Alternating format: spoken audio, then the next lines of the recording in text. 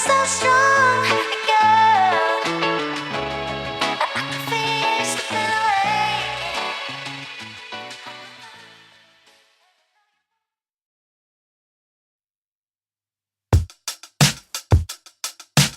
I can feel it.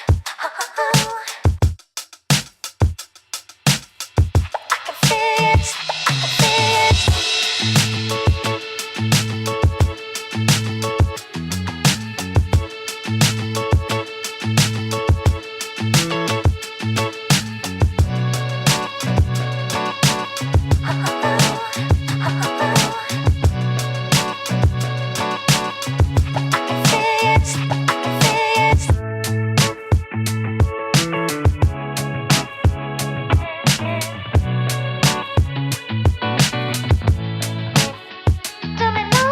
What's good?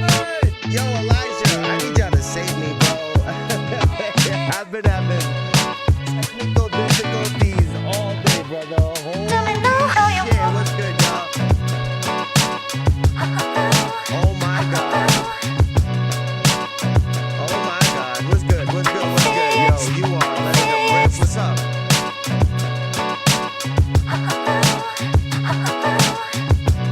Oh man.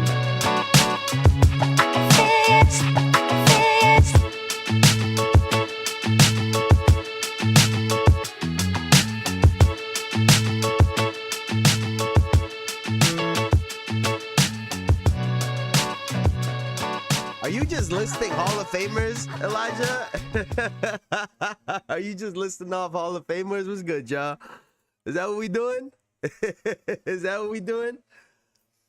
Is that what we doing, y'all? We listing out Hall of Famers? What's good, y'all? What's good? What's good? I apologize if the motherfucking leaf blowers is going crazy. But what's good? What's good, everybody? What's good? What's good? What's good? Welcome to another episode of the Jayson Estrera podcast, where we talk about basketball as accurate as possible as I read off Elijah's Hall of Famers. So first, wow, Kelly Oubre, and he had something the other day that he was talking about.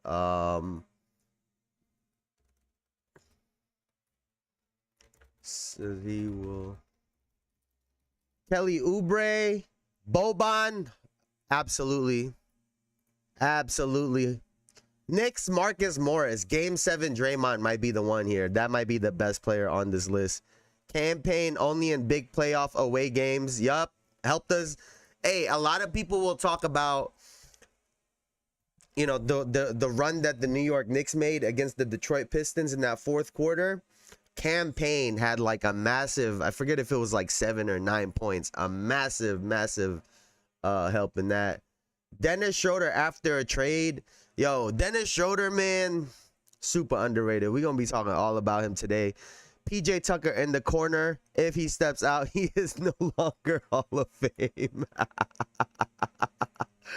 Hey, man. Yo, you just named everything. My guy named everything. Yo, what do we do with that?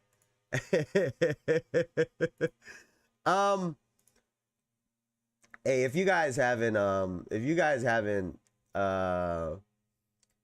actually, you know what, before we get into this part, I want to make sure to get this out the way, and I'll remind y'all again later on. I will not be here at all next week. I will not be here at all next week. I know just what was that, like 2 weeks ago, I had some shit pop up, but we're going on vacation. We gone on vacation. I'm really glad we haven't been on vacation in a while. Even in last May, we went to a friend's wedding. We had a great time, but it wasn't just a straight up vacation. So, we're going on vacation next week, so I will not be here. I'm contemplating. We'll see how next Friday goes, but I might be live the following Friday, but yeah, we'll be out by Friday morning. I'll be out of here. Hi, Mom. Speaking of which, but yeah, I will not be here. So as soon as I'm back, I'll be live. But I'll remind y'all again. So let's have a blast this week. Let's have a great week going into that. Let's see. Now, let's start. You know what? Let's start. I want to start here because there's a million places we could start. I rather laugh to start things off. So let's do this. So let's start off right over here. You know, it's crazy right now. You going viral again, man. They say, you know what I'm saying, you're the reason why Ben Simmons is thinking about, you know what I'm saying, moving around, man. They put the picture up, but passing up the layup underneath the basket, bro. Trey, I didn't know your defense was like that. Yeah. You got your planning on 2K First of all, defensive basket. His paint defense this has pod is been not 90. about my boy. No smoke will be put on Ben Simmons. Shout out to Ben Simmons. We love Ben Simmons, but his paint patroller was on the Hall of Fame at that point. Because I said, damn, Trey. What, the contest? Yeah. Okay. Yeah. Like, I'm about to Another fake Hall of Fame badge. Trey Young defending Ben Simmons under the basket. bucket. And the picture looks crazy. Like I'm literally about to fake jump and block it. Moms and AAU stands might be Hall of Fames. That might be a Hall of Fame badge right there. It's crazy. And he's all about it, though. Like, oh, shit. Yeah. Like, block that. No, but I was just gonna. He said it too. He said I thought he was gonna foul me, which I probably would have just grabbed his arm and Yeah. I was literally probably about to swing through and grab his arm and make sure he didn't shoot free throws. So Man, he should have windmilled on your ass. Yeah, you catch Trey Young in the post, what you doing, baby? nothing. Yeah. Trey Green down there. No. Him and RJ. I'm gonna post him up today. That's his man right there. Right. Oh man, they hit us with the ad cheese with this one too. First of all, dog, give it up, my boy. You gotta give it up, bro. Yes. RJ block going work. in the You gotta blender give for it up. sure. Oh, like, Yeah, Trey too little. Trey, No, you're not Trey going didn't belong. That's Oh, why man, they talk bad about Look. being like that. Look, He's Trey down there. You ain't the Yeah. first person to say 5'10". something. well, he 165. What you gonna do, 160. Ben? See, Oh, look. 160 wet. I'm 250. I got him by 100. Yo. Yo, BN having the 5'8", 250 build is crazy. He can't do nothing with It's it. green. Don't feel bad, Trey. He told Kevin Garnett he'll post him up. And Kevin Garnett didn't reply. Hey, Kevin Garnett got Bro, shit. he started sweating. No, Bro, he no, started bro. sweating. I told Kevin, no, I'll bust your ass. He had a full flex like he was ready to hoop. Right? I was looking at him. I'm like, he just Kevin playing, Garnett was bro. like, You gotta tell him he playing. So this is the play that is obviously that we are in question. This is absurd. What is with this quality, by the way?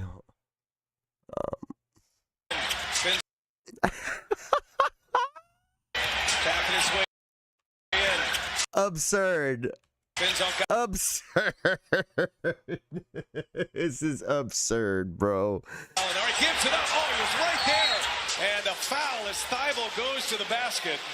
Boy, Simmons, uncontested, had a layup, but That is absolutely absurd. So Ben Simmons again making headlines for all of the wrong reasons. I mean, like, that's a bitch.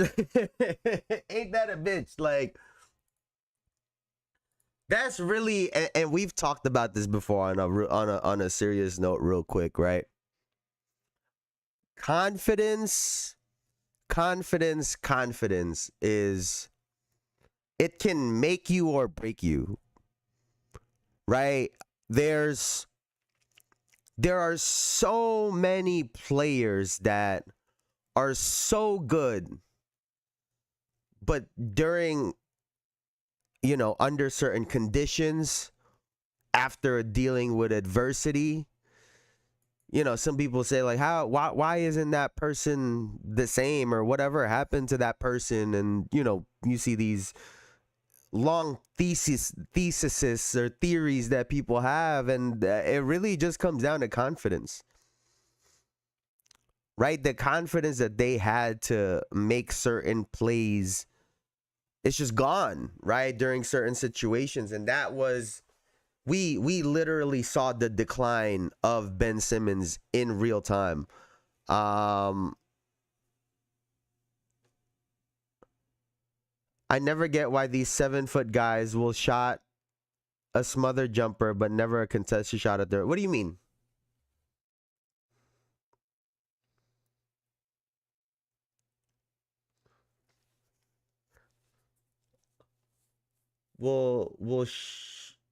But never contest a shot at the rim. What do you mean, Elijah? What you talking about?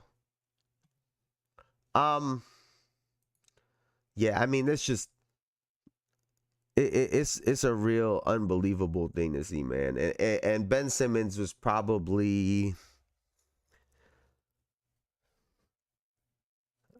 because I would be doing people like Stat, Bron, and Shaq. I mean, it's just, I think what it really comes down to is some people are, I think for a lot of people it's like a preference thing. And it's so hard sometimes. Like we've talked about it before. You have guys that prefer to shoot jumpers, and because of that, from a young age, their game and their body, I think, just kind of develops a little bit differently, as opposed to players that are constantly getting downhill and getting to the rim. It's just a totally different thing. And you know, you see, like we'll see all the time, it's so hard to,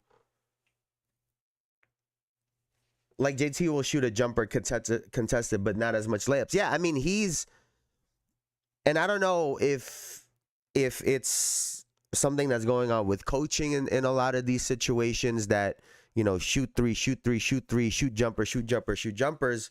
But, you know, I think some guys just naturally are more jump shooters.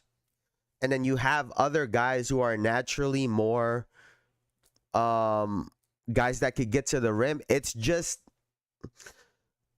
like it really is just a style thing. And maybe some of it has to do with guys liking contact versus not liking contact. But that's how it really shakes out, right? MPJ is a great one. Trae Young, right? Trae Young doesn't get enough credit for a player that's constantly trying to get a foot in the paint. For as small as he is, for as unathletic as he might be, he is always getting to the rim, getting a foot in the paint. So, you know, that it really comes down to a play style thing and a preference thing. And yeah, I think there are some guys that maybe they just get a shitty draw by getting into a certain situation, you know, but I think there's some guys that just kind of force their way in their style, and that's just how it shakes out. Boo! What's good, man? What's good? I know we've been absolutely terrible, man. Pookie Bear, how are we? I'm great. You know, recovering from. How's everybody's weekend actually? Before we continue, how's everybody's weekend? We were essentially stuck in bed all weekend. I think I told y'all I was getting a little bit sick last week. My girl was delayed. She got it a little bit after me, so we were just in bed, just just doing that, just doing the damn thing. Just trying to get better, because like I said, we are gonna go away on vacation this weekend. So yeah, true. I'm just like unathletic job, because I'm always look to go through someone's shot. Yeah, like and it there's no rhyme or reason to it sometimes, right? Like think of a Lou Williams. Lou Williams is so skinny and frail looking, but he's not that he's gonna get to the rim every time, but the way he plays, he's gonna get into your chest and get a shot up, right? Everyone just don't play like that. Like Jamal Crawford don't necessarily play, he's more finesse, right? Just as an example. I turned 29 this Friday. Last year with my knees being proper. Congratulations, brother. Happy early birthday, my boy. Happy early birthday. Hey, man, my knees been fucked up since I was in high school, dog. I don't know what that feeling is like. I don't know what that feeling's like, man. My knees been fucked up for most of my life by this point. Oh, actually, before we continue, I can't believe we didn't start with this. I sincerely do apologize. Did y'all watch that fight over the weekend? Did y'all watch that fight over the weekend? Did y'all see what Terrence Crawford did to Saul Canelo Alvarez? Yo, did y'all see what that? Yo, that shit was crazy. Bones Highland like that, bro, a little bit. He bullied people. Yeah, no, that's what I'm saying. There's no rhyme or reason to it. Even like in boxing standards, for example, right? Right, all these little, like all these boxers. Lil Gervonta Davis is the bully. You see Lil Gervonta, if you watch him fight, the whole, like, he's a bully the way that he fights.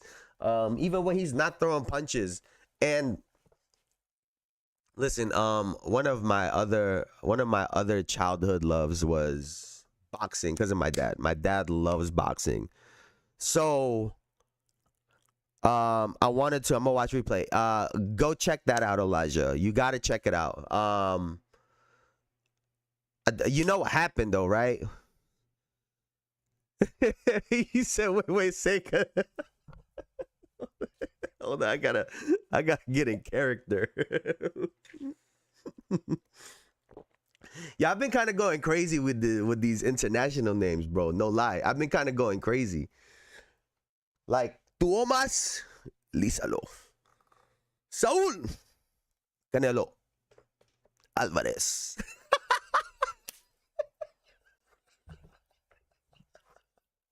Yo. First of all, hold on. First of all, I'm gonna give y'all. So going into the fight, right? I'm gonna give y'all just a little. I've been so excited. Because there's never any massive boxing fights, right? There's very far and few, right? So I was super excited for this one. I had no idea who's gonna win, right? Canelo, I think, was supposed to be the favorite. The last two fights that I've seen out of Terrence Crawford was just a masterclass. Who the fuck did he fight last? Fuck. Let me see. Terrence Crawford last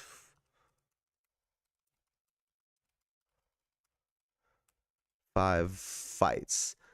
What was his last 5? Well, the guy he fought right before. Excuse me.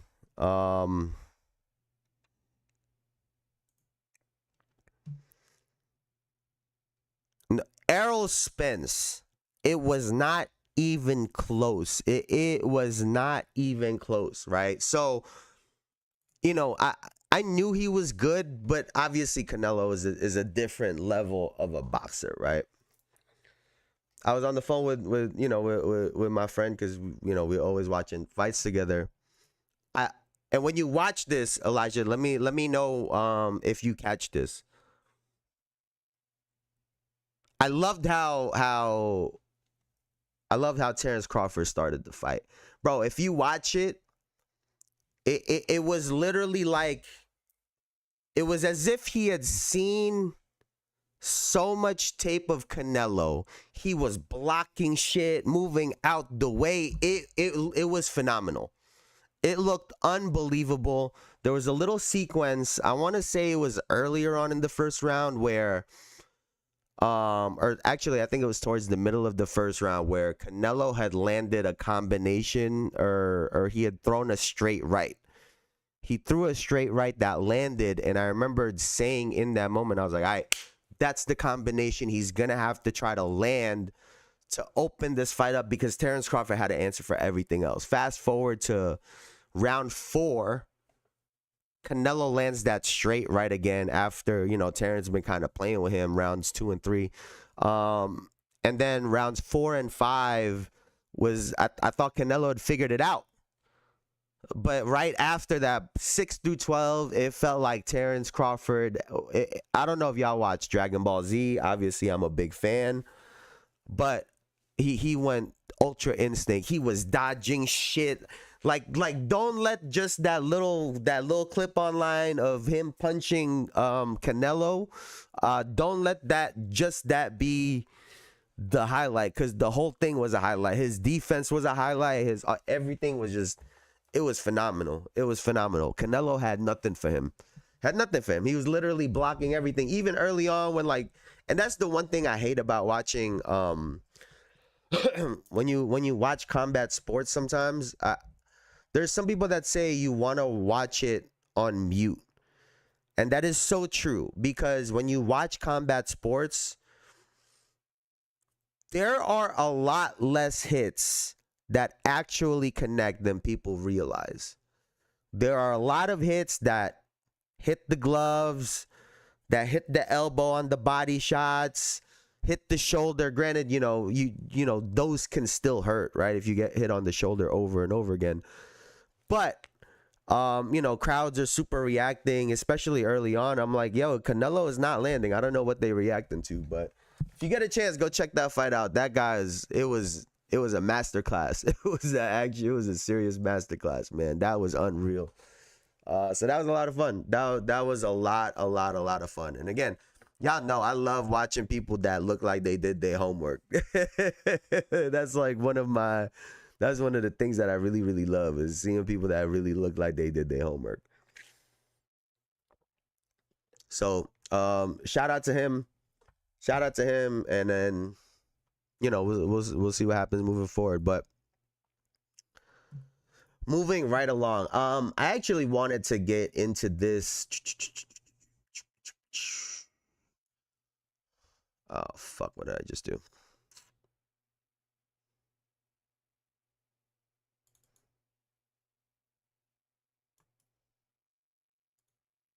All right, here.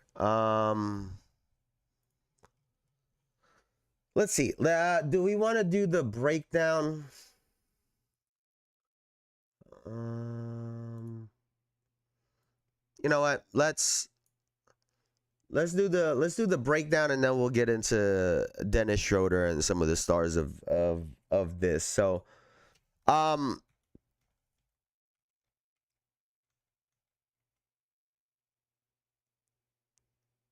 I will say, I think Alperen Sengun, and the same thing kind of happened. It's the same thing in the NBA, right? Where he's unbelievable. He is unbelievable, right? Let's see.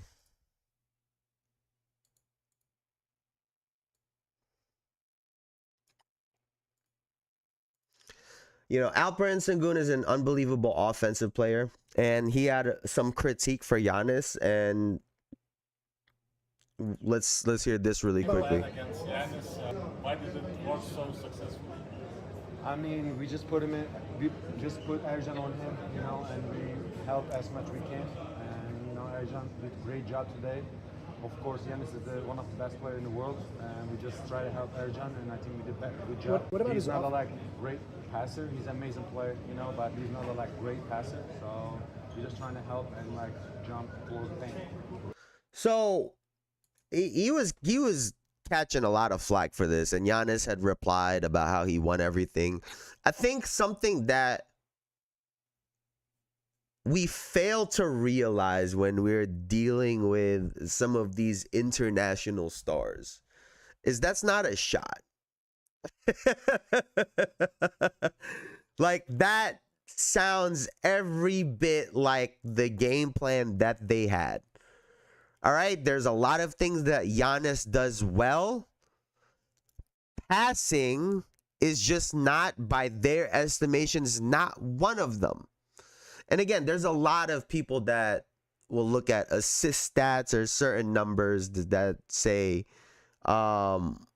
that say, wait, why is it, oh, is it like turned down or some shit here? Oh, it was turned down here. Let me see if I can play it back actually. Today, of course, Giannis is one of the best players in the world, and we just try to help Ercan, and I think we did a good job. What about he's his not a like great passer. He's an amazing player, you know, but he's not a like great passer. So Elijah, he just said that Giannis is not a great passer, right? There's a lot of people that were kind of giving him shit for this, and I think, you know, Giannis at times can pass the ball very well, but he also can put himself in really bad positions, right? I totally understand what Sengun is saying. He's not even saying that he's a bad passer. He's just saying he's not a great point guard passer that's coming off pick and rolls, and like, that's just not his style of play. So there wasn't anything wrong with what he said by any means, but he is kind of the topic of conversation for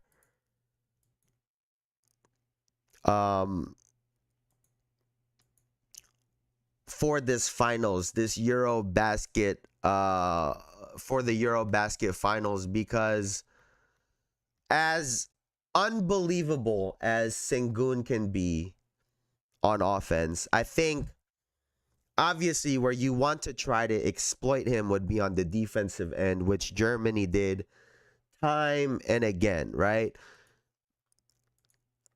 Let's take a look at this play here really quickly. Schröder mit dem Gegen.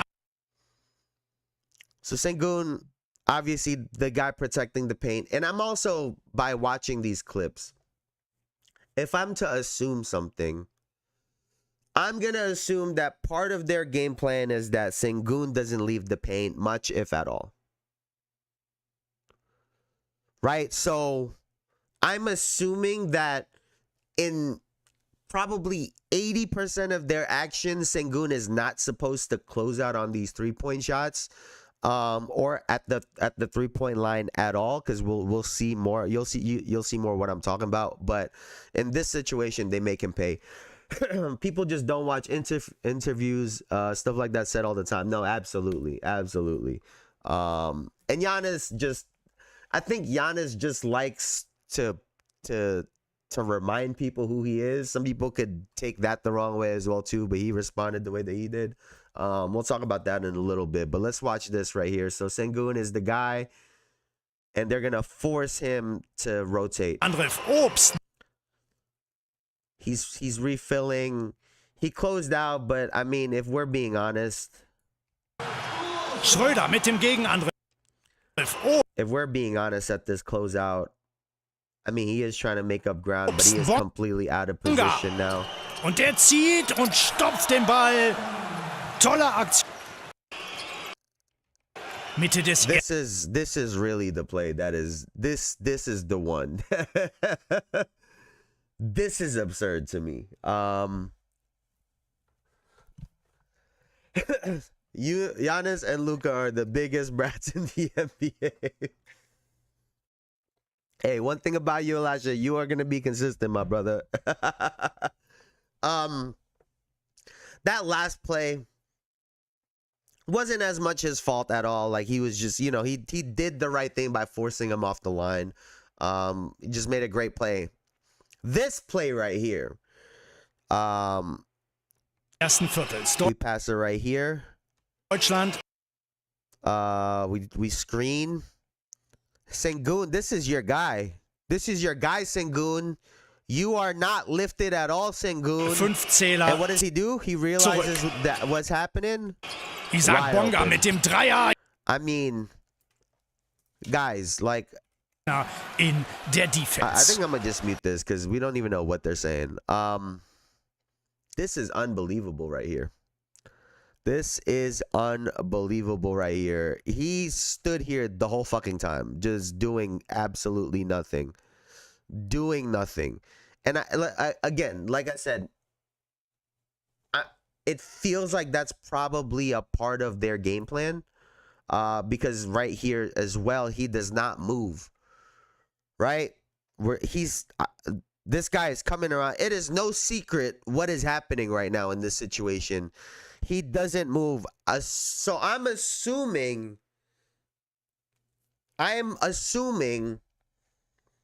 that he's not supposed to move. Wide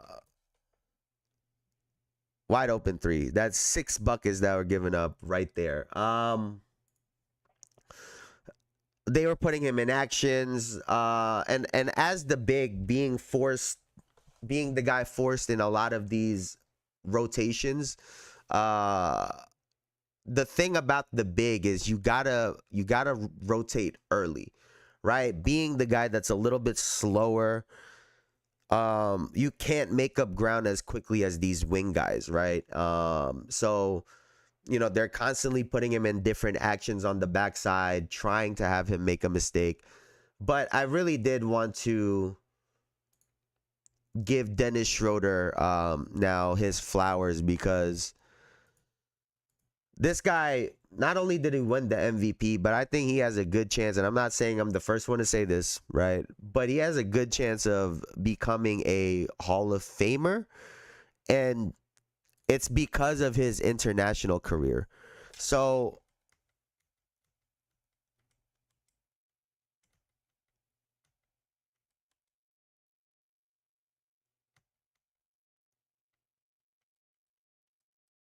wait, we gotta highlight the one pass he made. It's unbelievable.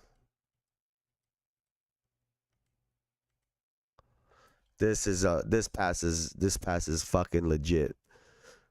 And I mean, if y'all have been here before, y'all know, big Dennis Shroeder fan. I like his game a lot. So, and Dennis does this. He likes to do the Steve Nash curl, where he'll get around and try to look for something else. Steve Nash does a really great job of this. Chris Paul has done a great job of this. Steph does a great job of curling, but also getting rid of the ball. So let's take a look at this, because this is phenomenal. Dann nach dem Seitenwechsel. And again, this is really nothing special. It's just honestly creating some sort of chaos and forcing the defense to make a read. And something that I think Dennis Shroeder does very well, which is why he's even a very good player in the NBA. He's a very smart basketball player. He's a very, very smart basketball player. I know Dennis would be good in the Hall of Fame. Let's see if he actually makes it. You know, I know like that Lakers scenario about the contract, which I think he's even denied. He said he actually never got offered that contract that was reported. But on that Lakers team, a lot of people talk about LeBron and obviously Rondo. Dennis Shroeder is also a very high IQ basketball player. You see him multiple possessions, whether it's getting a tip on one end, making a play happen on the other end. He's constantly a part of the game and being impactful. 40 zu 40. Dann nach dem Seitenwechsel. Schröder auf Bonga, No-Look Pass. Wunderbar, die deutsche Mannschaft holt auf, nur noch 2 Zähler. That's just beautiful. That was beautiful. Now, if you know anything about Dennis Shroeder, right? He's got a signature move. Most guys do. And he might have one of the simplest signature moves of all time. Whoop. He might have one of the simplest signature moves of all time. I get it. Some of the carry police want to be in the comment. Listen, bro, we don't give a fuck. Everyone, oh, if I could carry, no, you wouldn't. No, you wouldn't. You wouldn't. Oh, if I could, no, you wouldn't. Yeah, people want to say that all the time. I'm seeing that in the comments of these Dennis Shroeder. Oh, he carrying the. Oh, if I could carry the ball, I would have. You wouldn't have. You wouldn't have. And you were probably carrying when you were playing basketball back then too. Like, let's not act like you were some professional that was just a wizard with the basketball. Like, let's be honest. So I was seeing a lot of that, but. You know, when it came down to it, right? When it came down to it in this game,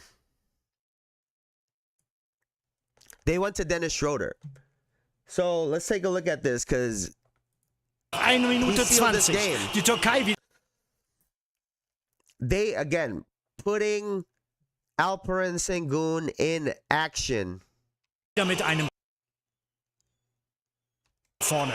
Dennis Shroeder.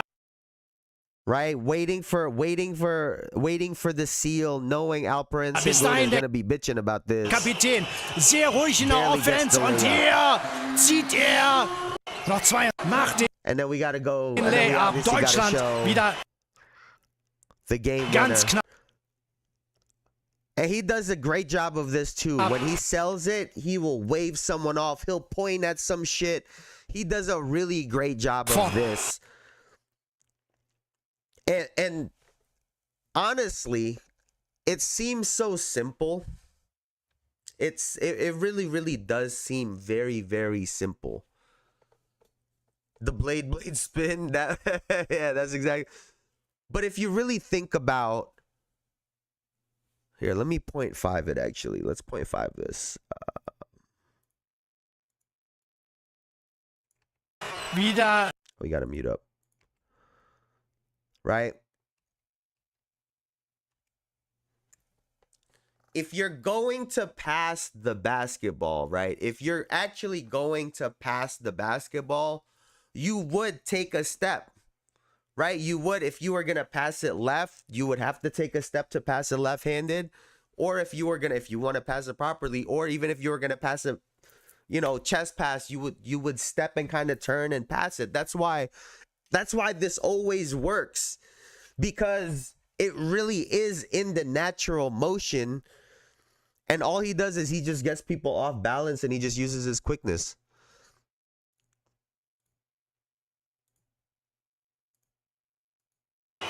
Noch 22 Puts the brakes on.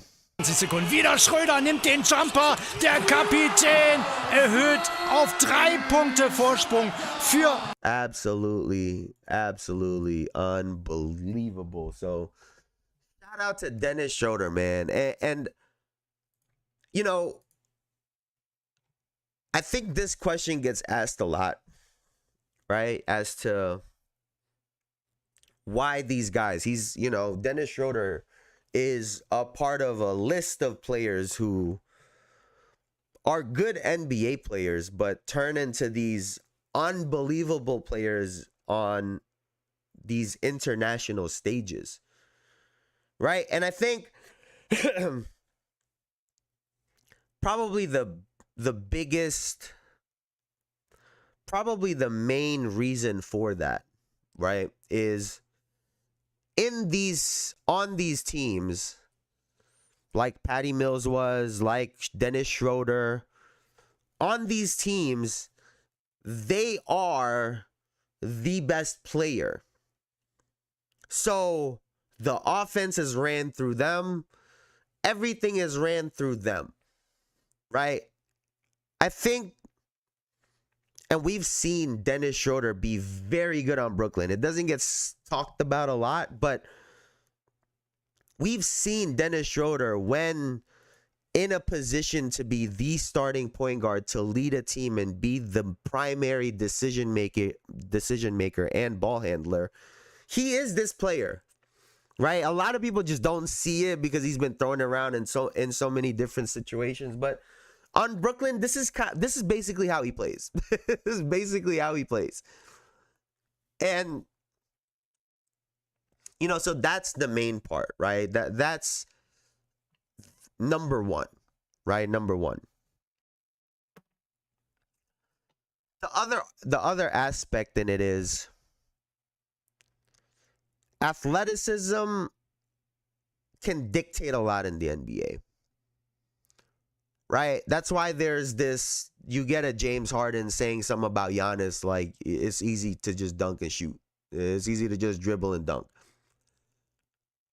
Because, what he's saying is you can not be the best basketball player, meaning maybe you're not the best passer, maybe your ball handling isn't so technical, maybe you're not, it froze. What do you mean it froze? I don't know what happened. Maybe my internet went out for a second. I didn't even notice.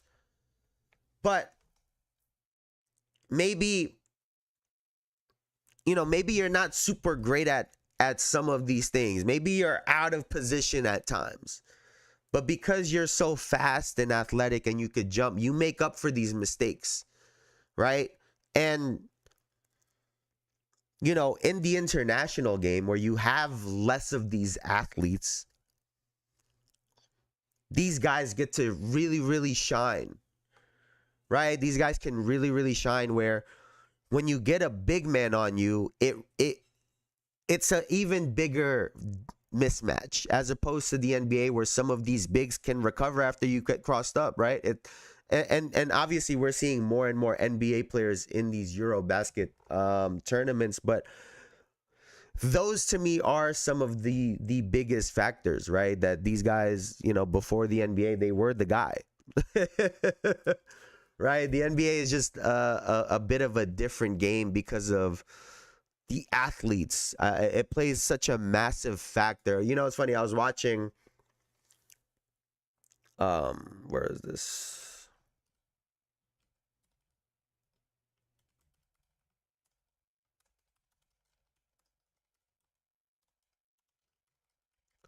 I was watching this D'Angelo Russell interview podcast thing that he had done recently. Where the fuck is it? And it's funny because they started the first 5-10 minutes of the show essentially arguing about athleticism. That was the basic gist of what they were arguing about, because D'Angelo Russell's point is, oh, here it is.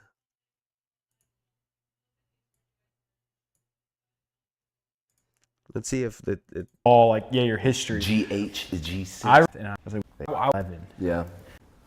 18. Hear about you all right there. But time just pinches my roll out. You know what I mean? Yeah. Older. Was there ever a moment like that? It was with your body or back. Was there? First got to the league. Back-to-backs used to catch me off guard because I didn't look at this. Yeah. I think he got dropped. The compressor is retiring. So what the fuck is this, man? Yeah, I haven't bounced back from injuries like I normally do. I was always the guys if I fell. I see you got your bands and your. Bro, I have to. He's traveling with a mini band set. I have to because. Respect. Because dude, I fell skiing this year and messed up my body, and then I fell playing basketball. I think this is the part. And dude, that was back before we went to China, and I've still feel the effects of it, and I've never been like that ever. Yeah. I could break a bone and it's okay, give me a couple weeks, I'm great. I could mess something up, feel a couple. We can edit this out, but you're not athletic though, right? It depends on what you're saying is athletic. Depends on, first of all, if you got to tell someone that tells you you're not athletic, it depends on what you mean by athletic. Then you're just not that athletic, bro. It just is what it is. There's not too many things you can put in front of me that requires hand-eye coordination and certain things that I can't do. I don't think that's not what it means. That's athleticism. I'm saying durability of the body. See, they're both wrong. And they go on, you saw I was at the 18, they talk about this shit for the next 10 minutes. And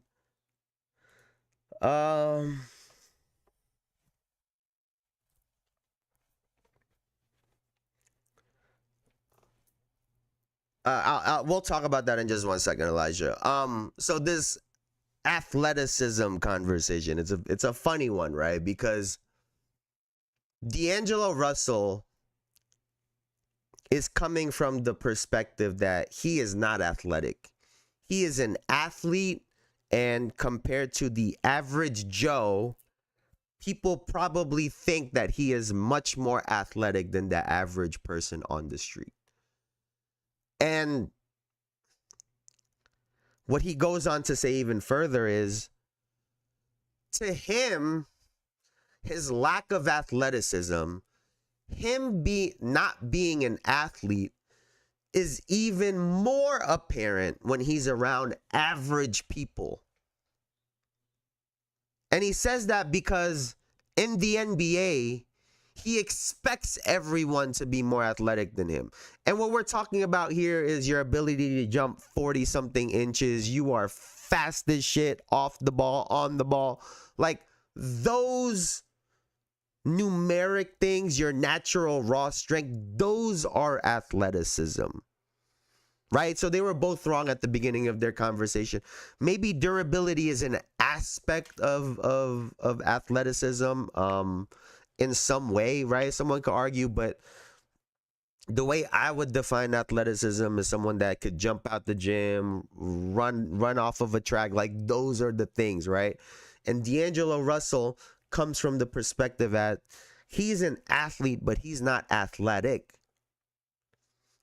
And he said, again, in a regular open gym, it's even more apparent to him because he walks in there and there are average Joes from the YMCA that are even more athletic than he is. That's why he's looking at this guy as, you're not an athlete though, right? Like, like, yeah, you hurt your foot, but you're going from a 32-inch vert to a 30-inch vert. Right? It's a different thing. So I think that's what he was referring to. And again, they went on a whole conversation about it. But again, just to wrap it back, like, that's why in international competition, these high IQ players are able to really, really excel.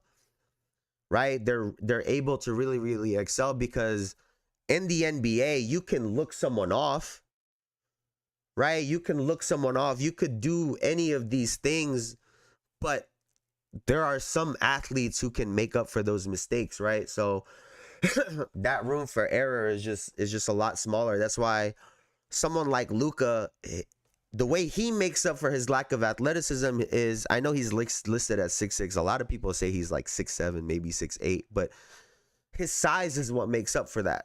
Right? He could tower over smaller guys, and he's as tall as some of the taller guys in the NBA. So that's how he mitigates that. But Dennis Shroeder is very quick though. He's a very quick guy, and he uses that to his advantage constantly. So let's go, Dennis. Also, strengths are highlighted. You let Dennis be him, but also Lakers and GSW. It's set up offense to stand in the corner. I mean, you're absolutely right, but I think that's why Dennis Shroeder is so good. Because I mean, I don't remember his stint on the Warriors so much, but at least on LA, he figured his way out. He figured how to cut and be successful. He figured because he understood. I think he knows the flow of the game, so he understands when LeBron is supposed to get the ball. Like, he understands those aspects of the game that makes him so successful. And I think, like I said, he just makes good basketball plays all the time. You can't be mad at it. Let's see right over here. I was looking over. I was looking at the competition stats, right? Excuse me, for the tournament. And this guy, Luka, averaged 34.7. 34.7 points per game, which is truly unbelievable. Truly unbelievable, right? But he only shot 32.1% from three. And I'm like, God damn it. I started doing some math because what people on average nowadays shoot like 35 point something from the 3-point line, right? On average. And so he's pretty below that. Shooting 11.1 threes per game. I just took a random number, right? I took a random number. I was like, well, what if he shot, let's see if I can pull it up here. Let's see. Well, what if he shot, like 38% from, from three at 11.1 shots per game, right? That means he would make 4.2 threes a game instead of 3.6. And if he were to make roughly 1 3 more a game, right, he would be at 37 points per game, which is absurd. Like, isn't it crazy how that little minor difference was the difference between Luka, for example, averaging 34.7 versus 37.7 points per game. But yeah, unbelievable. I know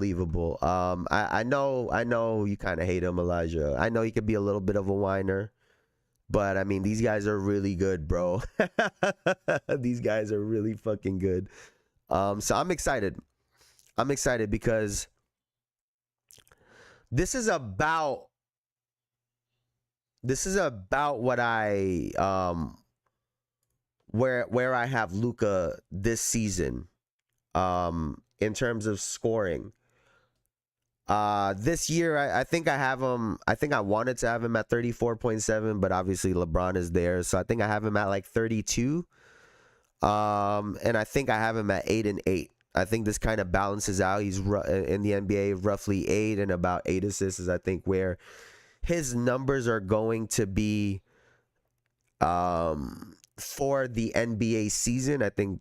But, that's over 80, 70 some games, however many he plays. So we'll see what happens with that. But let's take a look at the MVP, Dennis Shroeder, who 20.3, 3.4 rebounds, and 7.2 assists. I was looking. I don't know why that says second, because as far as I could tell, he's first. So I don't know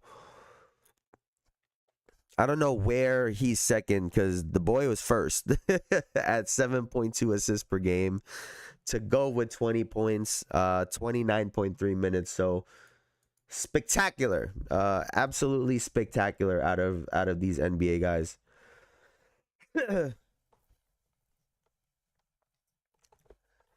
He's good and that's impressive, but his offense no longer impresses me. We know what he can do.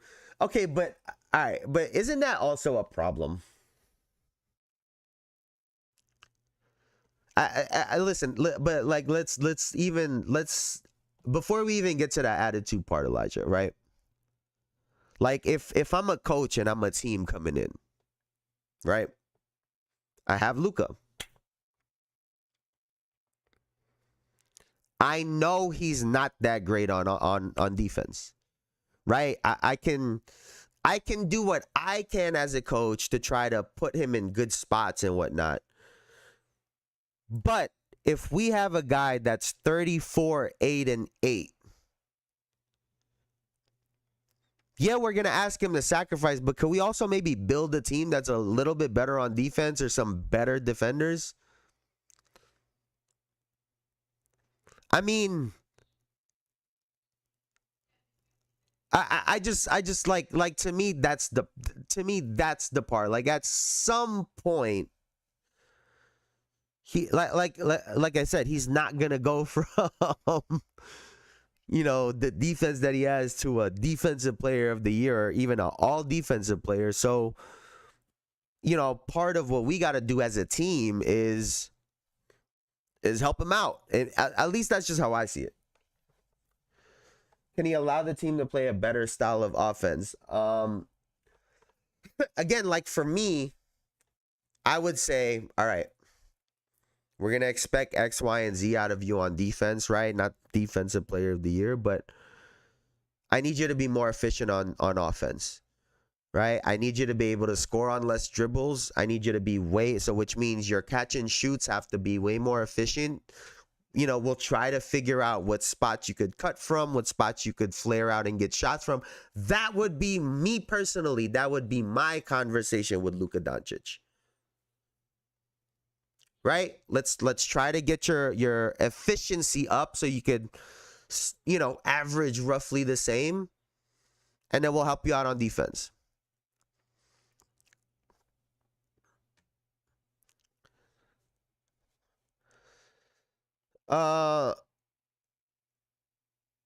You can what is it? My build, any team that would make up for straight line drives and no effort. And Elijah,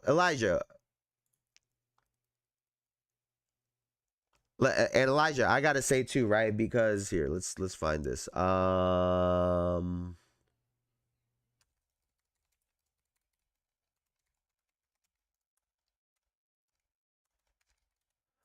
Let's see.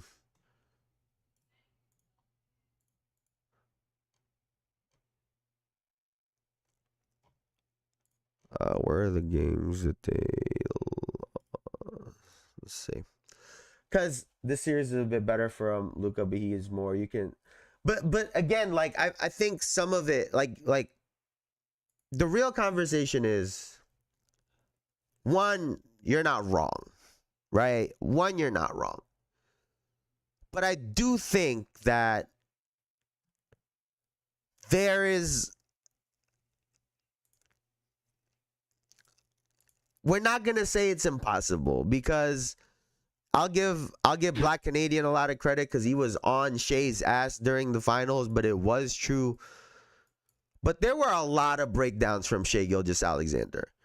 Now, was it necessarily Luka consistently? But there were times where it was really bad. There were times where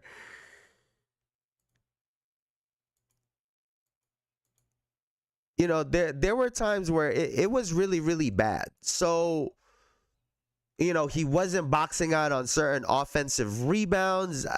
Like I said, I think in theory, it would be nice to get this completely different version of Luka Doncic. That would be absolutely phenomenal. But is that realistic?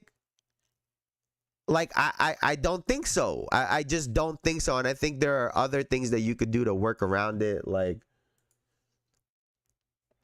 the drive gets into the paint. Wild shot. I mean, just way off. gives it up. Doesn't put a body on him. I think it happens on the next possession as well. Is it? Nimhard and Wallace. Step back. Three-pointer. I mean, just straight. I mean, like, brother. Nimhard and Wallace. Step back. Three-pointer. Short. Rebound. The follow. Siakam. I mean, that could have been a foul. Halliburton was driving right by Shai. TJ McConnell was driving right by Shai. Again, like I said, it's not an excuse. I think some offensive guys, they do have some lapses. But we saw what OKC did, right? Hey, Shai, you go get 30 a game. We gonna play some defense.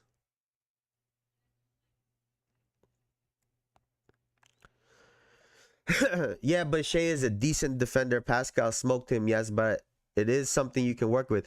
But is he a decent defender, though, Elijah? Because I'll be honest with you. I watched OKC quite a bit, and I know I was, you know, because of his steals numbers and some of the highlights, I'm like, this guy has looked pretty good at times. But if we really look at him possession to possession throughout the season, what if we see a whole bunch of that? What if we see a whole bunch of that? Those weren't one-offs, because throughout this entire final series, it was happening. It was happening. It was happening. And guess who doesn't do that? Guess who is absolutely phenomenal for the Oklahoma City Thunder as the backside of the defense? Somebody might say it's Chet, or someone might say it's Hartenstein. No, it's fucking Jalen Williams. And we've gone over this just a couple weeks ago. Jalen Williams, when he was the low man, was consistently making the right reads, filling gaps properly, getting out to the corner man when he needed to, directing guys to go out and help out on the shooters. I mean, he was just, it goes unnoticed, right? Because by him standing there, he was actually preventing a lot of plays from taking place. But, you know, he's someone who I can confidently say consistently, because I've watched this series over and over and over again the last couple weeks. I can say pretty confidently that Jalen Williams was absolutely phenomenal on defense.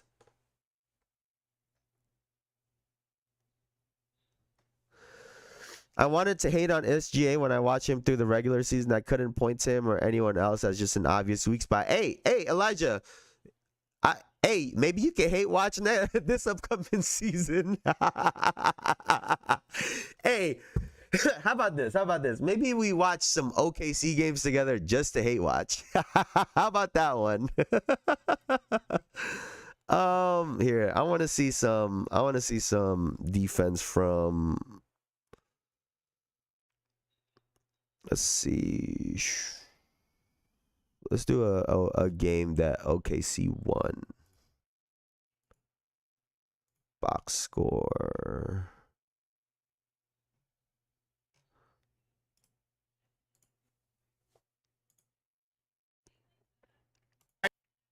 Listen, bro. I've been going through hella film this last. It's been so much fun.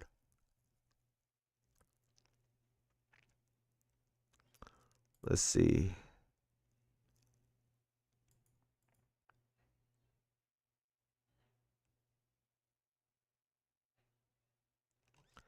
Trying to let me find some scenarios for y'all, and then I'll pull it up.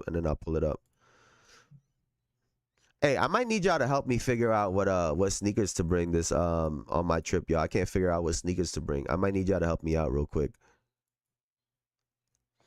The boy might need a little help.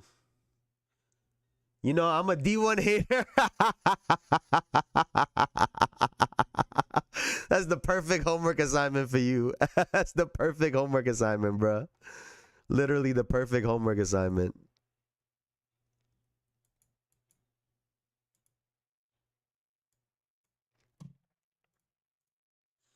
I mean, just even something as subtle as, with 8 to shoot.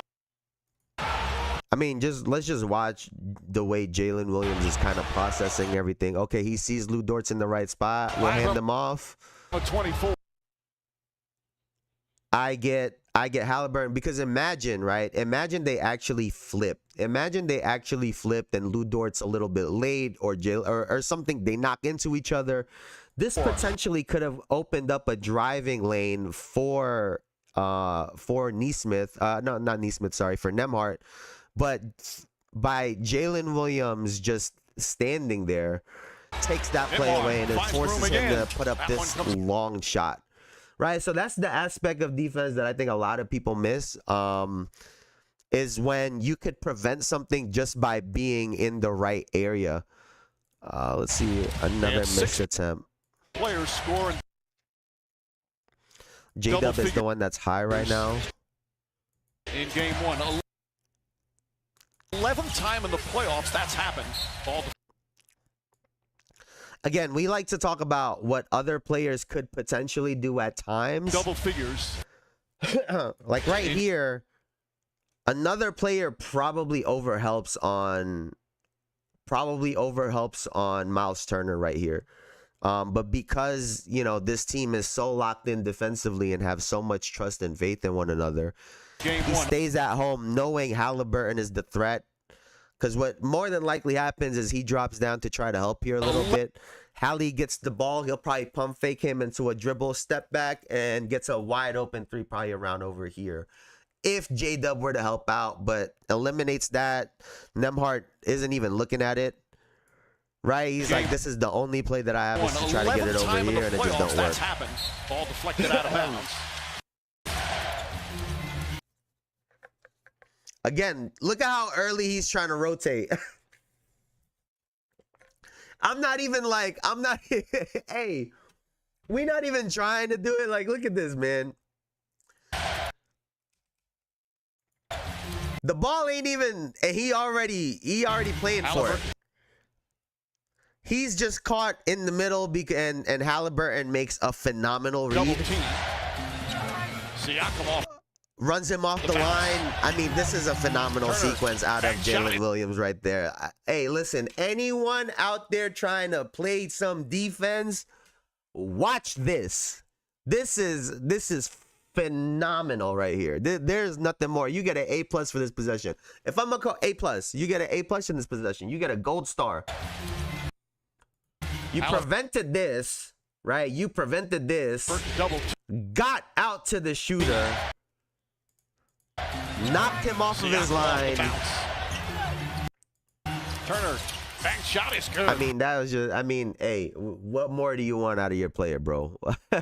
What more do you want? Let's look for, let's see. Like if they're lining up three-point shots with no pressure, right then they have made a mistake. Oklahoma City. Those corner threes killed them. Excellent defense, Steve Smith. Let's see. Right away.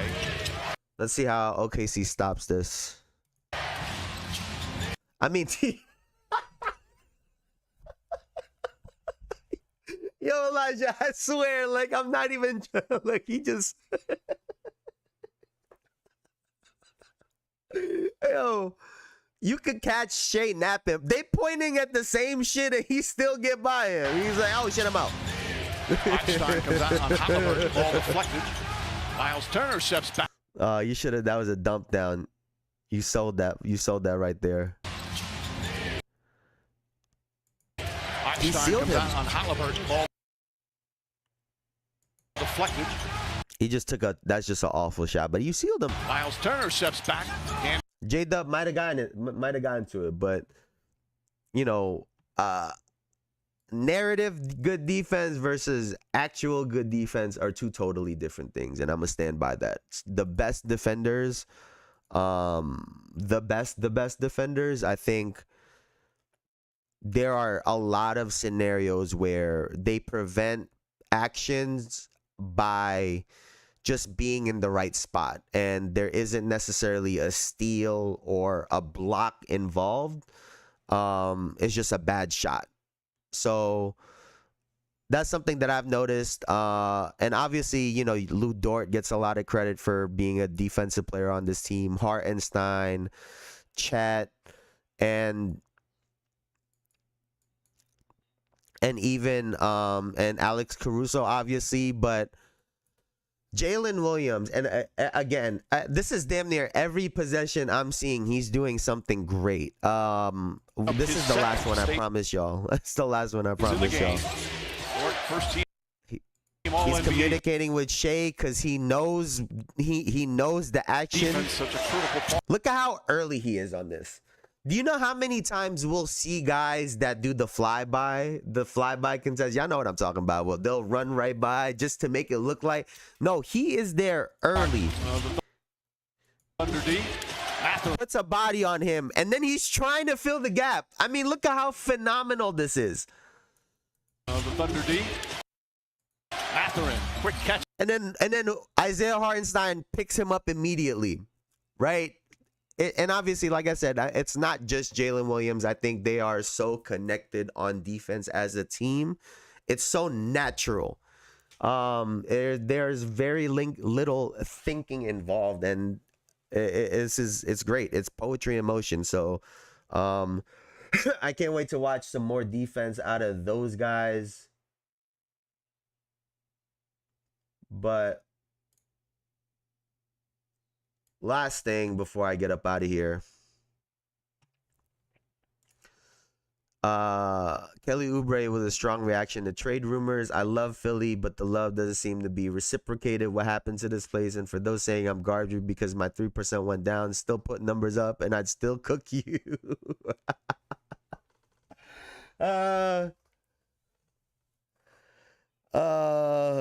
I played through finger surgery on my left hand thumb, pinky for the ear, but still put my soul on this shit. That's one thing only God can take from me. Hope to see y'all soon. Godspeed. Hey man, why the average Joe gotta get fried for no reason? That's still good D. Nah, I mean Shea is okay. Shea is better on defense than Luka. But again, like I said, we're not gonna act like he don't have a lot of them situations too. We knew we would actually talk about Kelly too. Who knew? Hey, he's the one that came up with some shit. Hey, these NBA players, man, you gotta think, right? It's gotta be so ass that like you can't do nothing. Like you can't go out there and just start cooking everybody because you know your contract on the line. You would cook everyone else, but you can't say a word. Hey, I seen Frank Nitty in the 1v1s. They don't want to see him. I think he split one with a dude that was really good. Hey, I'm telling y'all, someone call XRM out. So hey, call him out. Somebody say Boogeyman. Hey, somebody say Boogeyman. Hey, put some bread up and go play XRM. Let's see what happens, bro. Let's see what y'all little one-on-one YouTubers got. Let's see. Go get some real competition. Go play some real guys. Go play some real. There's some guys that are really hoop for real. You know, everybody just trying to talk in the YouTube space, talking about we beat the NBA guys. No. There's some real guys you could play. There's some actual players you could play. So, you know, that's what's going on. Let's see, is there anything that Shams broke while we've been live? The Atlanta Hawks are trading guard Kobe Buffkin to the Brooklyn Nets. And that's really it.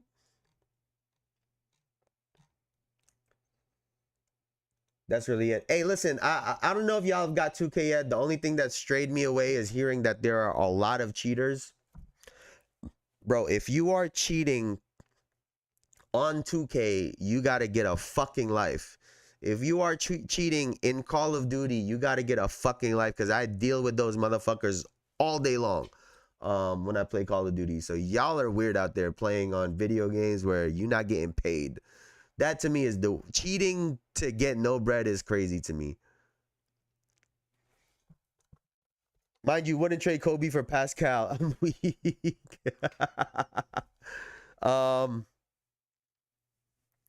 Nah, but Elijah, I think it's fun. Like I think especially some of these new games, Elijah, where you could, especially last year. I could vouch, Elijah. Like at least last year's game, you can actually play realistically.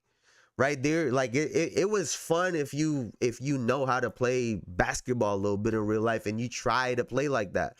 But there are guys that are cheating in these games, like dog.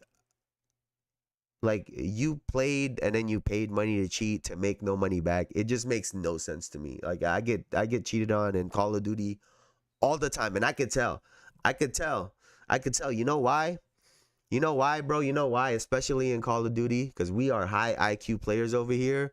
There are a lot of y'all that are not high IQ players. So I could tell when y'all be doing some weird shit, but I can tell, bro. I promise you. But that's going to do it for me for now, man. I'll be back on Wednesday, like I said. Before I get out of here, please leave a like, comment, and subscribe. I really, really appreciate y'all. But Friday, I will not be here.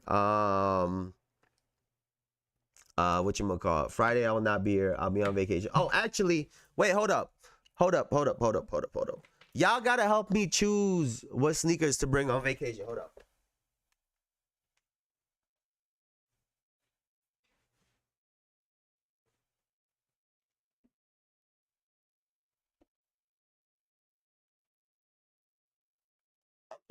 I'm trying to bring three. I'm trying to bring three because one of our friends, she just got the Nigels, the black ones, the low tops. So she keep bringing it up. So it makes me want to wear mine. So this is option one. Do I rock my Nigels, the ones that are pre-scuffed? I mean, this is what I really wanted to rock. I really wanted to bring my undefeated 4s. This is what I really wanted to rock. These are so clean, bro. This is what I really, really wanted to rock. So, I don't know. Maybe I'll bring these for sure. And then these have just been go-tos, my Travis Scotts. What y'all think, man? What should I bring? What should I bring on vacay? What two? Help me pick 2 out of the 3. What should I bring? This combo kind of nice. What y'all thinking? I think low key, this is what I want to bring. Low key, this is the combo. What y'all thinking? What you mean, nah? You gotta help me choose, bro. Whatever you do, not them Nigels. What? You not you just see. No. These are pre-scuffed. These are pre-scuffed because he's No, these are pre-scuffed because he was a skateboarder. No, that's how the shoe came, bro. That's how I mean, I have worn these to the dirt, but these were a part of the shoe. These are part of the shoe. I mean, I guess those are assed out because of Elijah shit. Yo, you just cooked them, bro. You go tell him that. So we thinking, Chad, the 4s and the Travises? Is that what we thinking? 4s and Travises on vacation? I think this is a solid 2. I think this is a solid 2 to bring. I'm gonna do that. Probably pack like some Birkenstocks to travel, but all right, man. With that, I'm gonna get out of here, man. I appreciate y'all. If y'all want to talk any more sneakers at some point, just let me know. I love that shit. But thank you guys so much, man. Elijah, you are the fucking GOAT as always, man. Derpy, I appreciate you for coming in here. Moms, thanks for coming in. I appreciate everybody, man. Thank y'all so much. Y'all could have been anywhere on the internet, but y'all were here with me, and I appreciate y'all for that. So thank you so much. I'll see y'all on Wednesday. Y'all have a great rest of y'all day, man. Peace.